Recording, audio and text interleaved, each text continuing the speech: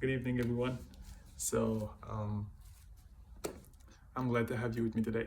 So, what we're going to do, I'm sorry, my hair is just doing crazy stuff. So, my name's Rich. So, technically, my name is Rich Card, but most people struggle with it.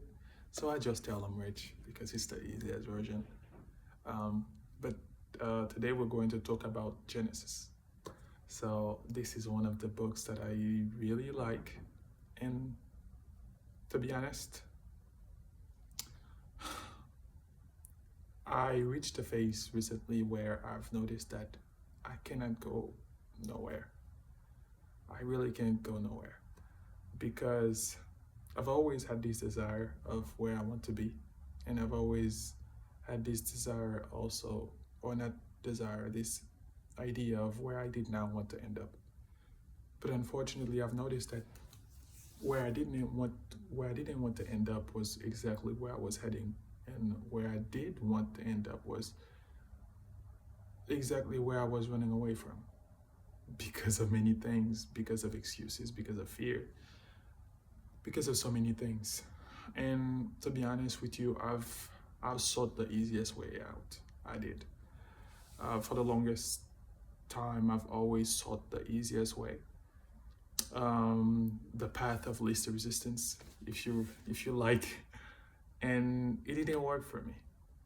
It just didn't, because I've also noticed that the easiest path tend to be the most corrupted one, because it's so easy, it's accessible to everyone, and it's accessible to people that have the wrong intention, and it's also made accessible by people that do not have the best intentions in mind. So I might have confused you with this, but basically what I'm trying to say is sometimes in my personal life, the paths that I've noticed that are the easiest to take, that convey the least amount of resistance, tend to be made available by people that know that this is what you're looking for, and they just decide to give it to you, knowing that it will destroy you in the future. So this is why I ended up here. Oh my God, see, I told you my hair was acting crazy. But wait, I'm trying to change my vocabulary. I told you my hair was acting up. So that's why I decided to read this book. A lot of people have been telling me about it. To be honest, I read it before. I read it many times, but honestly speaking, I've barely ever read it and tried to apply what's in it consistently. So I decided this time to do a deep study on this book and share it with you. But more than a deep study, to practice what I read and to update you about it, to tell you what I've learned. Because the one that I desire to be, I've only seen that person in one place, and it's in this book. So there's really no other need for me to seek in another book, especially since I can see that person in there. So we're going to read it together. Although I will give you a summary, not read it, it will take forever. I want the videos to be as short as possible. So we're going to read Genesis, which is the first chapter of the book. And I'm going to tell you, again, I keep saying read, but we're going to talk about Genesis, the first chapter. I'm gonna tell you what I found in it and what it's about. So I'm excited because I really love this book, at least what I've learned so far. It's so intricate. Like, I was trying to read this book. It took me so long to finish the first chapter. I don't know how people can sit down and read 5 chapters in like one go. To me, one chapter is too much a time, literally. So I was reading that chapter, right? And here's what it talks about. It talks about this all-powerful entity. So give me one moment. I apologize. It was because of the AC. It has a really weird sound, so I don't know how you're hearing it, but it's probably doing that sound, so I had to put a stop to it. But I did. It's just gonna take a minute before acting, before finally stopping. So here's the thing. So it's about this all-powerful entity, right? And this entity decided, don't ask me why, to create everything that we know. So in this book, we're being told how this all-powerful entity standing in the midst of darkness, utter darkness, and chose to create all we know again, and started creation by laying the foundation, which was light. And I say foundation because the foundation is whatever you start with.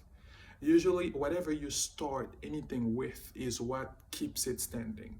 Without it, everything crumbles. It doesn't matter what you do. Usually, the very beginning is what gives birth or sustains the life of whatever is built after it. So, if you're building a house, the foundation is what will determine how long that the house will stand, and how steady, not study, sturdy the house will be. So it doesn't necessarily have to be a house. Even if you want to eat some apple, and for some reason there's no apple tree in your neighborhood, you need a seed. The seed is the foundation. Without a seed, you cannot have that apple. You cannot even have the tree that will give you that apple. So the foundation is whatever is the first to be laid out.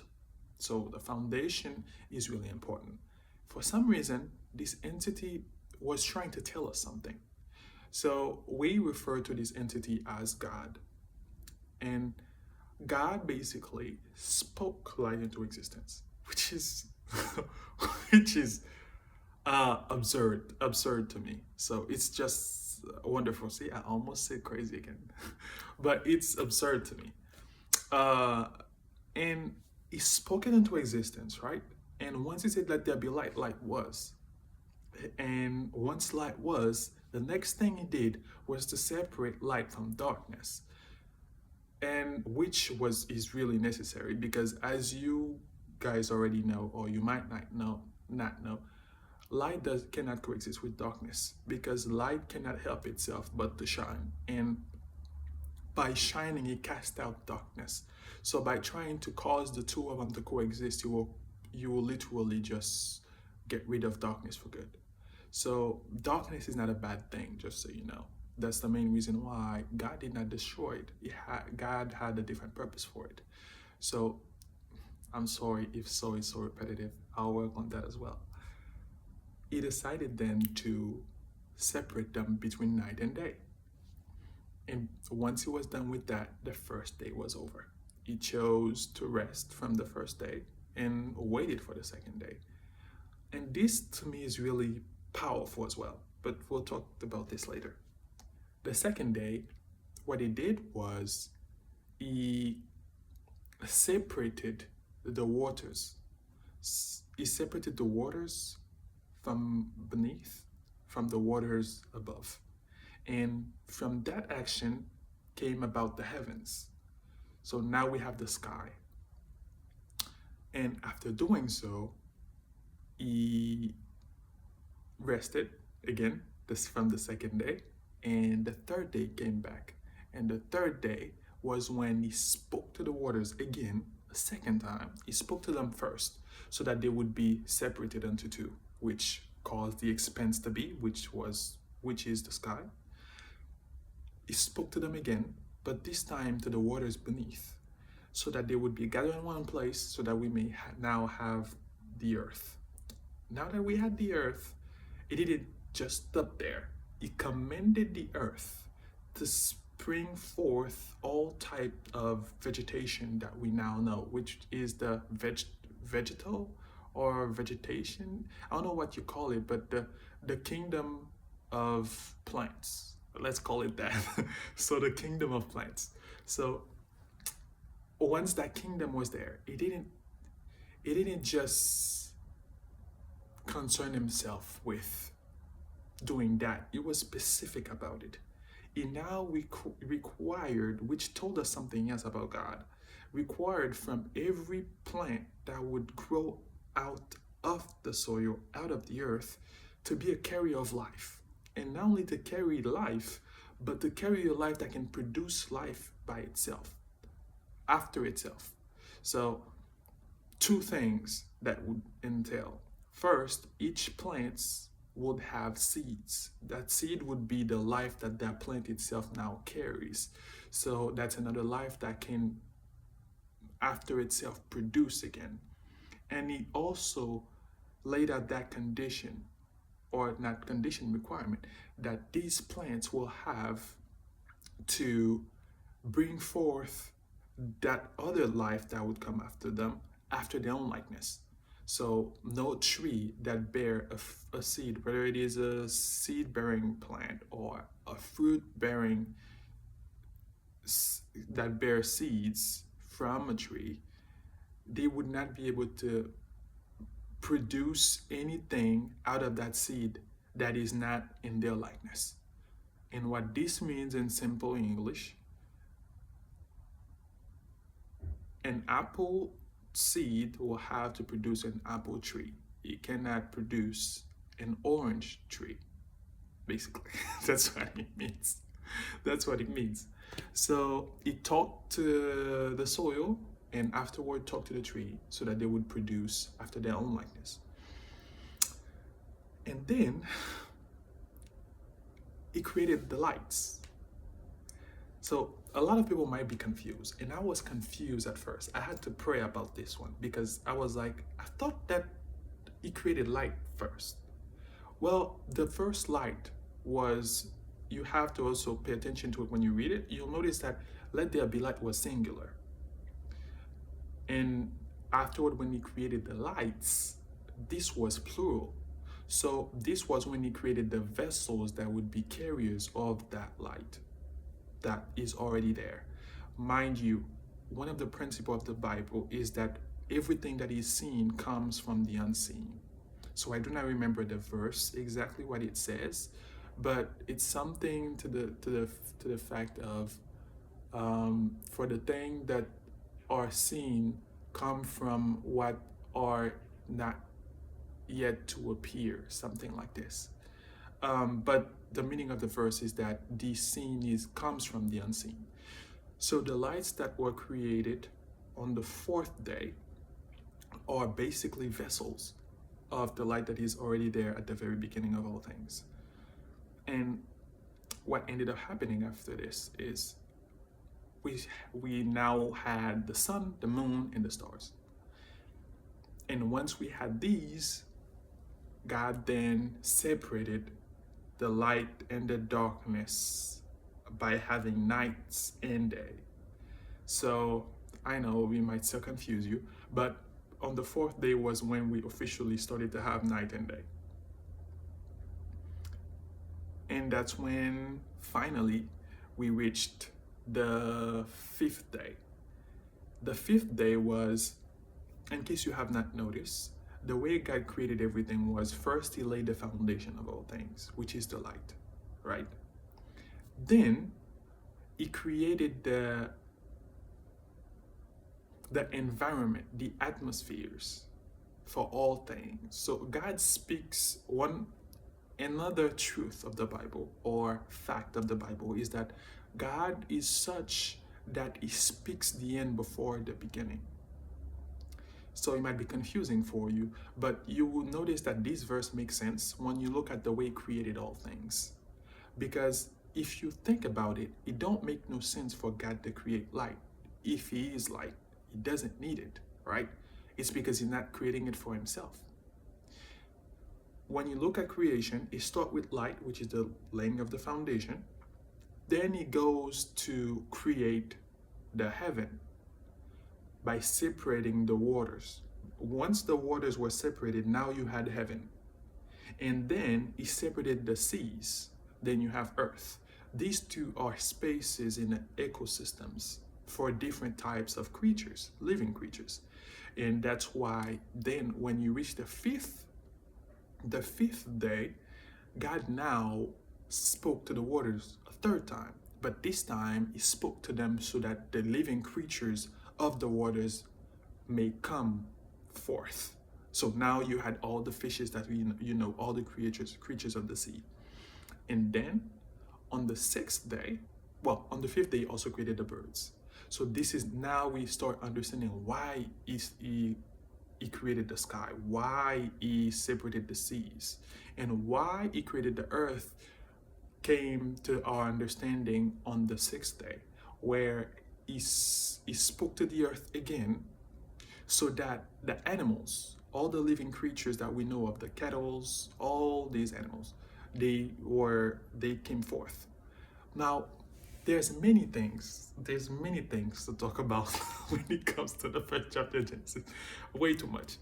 But here's the thing that is, here's one thing that would be really important for you to be mindful of. Every time he was to create any living creatures, he spoke to their environment.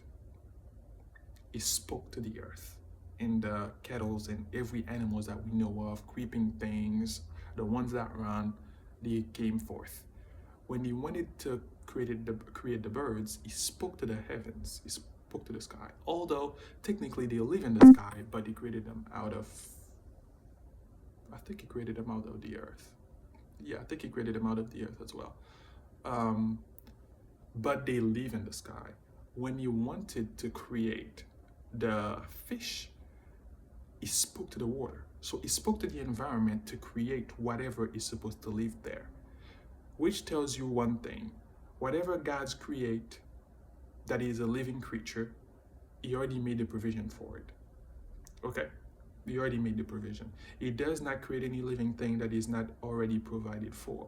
Now, this is when the question you need to ask yourself is, when you feel like you do not have what you need, is not, why is it I don't have what I need? But rather, where is it? What I need, where is it at? Because it's already there. Because some of us have the mentality that, well, God created us, but what we need to create it. No, we need to look for it and find it. It's already there.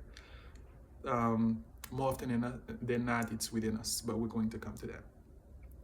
But when it came to men, he did not merely spoke us into existence. He spoke to himself or other entities that we don't know. We're not sure. I'm thinking he's talking to the Godhead when he said, let us create, because only God has the power to create. So if it was angels, it would not really add up to me, because first of all, angels cannot create. They do not have the power to do so. Only God can. And second of all, it's recorded in the book of Job that the sons of God, which are the angels, were clapping, mesmerized by what he was creating. So I'm thinking that they were probably spectators, more or less. So he spoke and said, let us create men in our image. And I was like, man, this is something else. So I know I've read it multiple times. I should not be surprised by it like that. But it shows you how special mankind is. For him not to speak to its creation, but to speak to creators, to make us, and to make us nonetheless in his image. So the sixth day he created men. And we can see that one thing that is reoccurred on the sixth day. Every time he created something that is alive, he commended it to be fruitful. So fruitfulness is an expectation from God, not a choice or a privilege. It's an expectation. So he expects everything that he creates to be fruitful and to produce. And that's what he did, not only to the animals that he created, but also to mankind. So he required of us to be fruitful, but more than that, to not only be fruitful and multiply, but to subdue the earth and have dominion, which is the main thing that separates us from every other creature that he ever created before us. So for the first video, that will be it. I don't really want to keep you too long, but for all the creations of God, from the light to man, from the first to the sixth day, that's what happened. The seventh day, God rested from it all. He rested from everything. It was done with the work. He rested for. So God created the earth in 6 days, basically. The seventh day was the day he rested. And from that rest, then he called men forth to something greater. But we'll talk about this in the next video incoming. So if you were able to watch the whole thing with me, God bless you. I hope you learned something. So now I just told you what I read. I haven't really told you what I understand. I didn't really go to any depth. We'll do so in the next video. So we'll talk about what I understand. What do I feel like God is saying? Because remember, the purpose of this channel is for us to understand who we are, why we are here, where we're from. So in the second video, we'll talk more about what all of this entails about us. So have a blessed evening if you're watching at the same time this video was made, which is about 7. Or have a blessed day if you're watching it in the morning. Take care and dare to believe.